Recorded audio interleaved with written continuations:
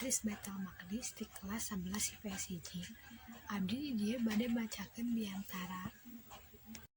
Assalamualaikum warahmatullahi wabarakatuh.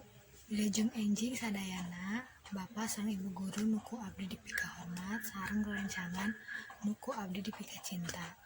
Langkung ti payun mangga areurang sanggakeun. Puji sareng syukur ka Allah Subhanahu wa taala anu parantos marengkeun urang sadaya dugi katiasa tepang di tempat ieu.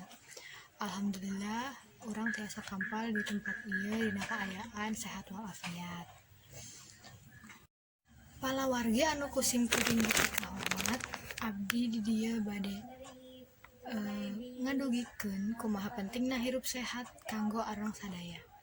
Urang sadaya kedah atanapi wajib ngajagi lingkungan sareng awak nyalira sangkan ditebihkeun tina sagala rupa panyakit. Kumargi kitu urang kedah ngalaksanakeun hirup sadinten itu secara anu sehat.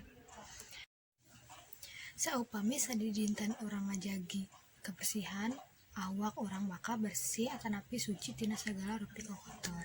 Bebersih teh hartosna bebersih sucina urang sareng lingkungan di sabundeureun urang. Urang kedah mika cinta kana kabersihan supados manah urang oge suci sareng bersih.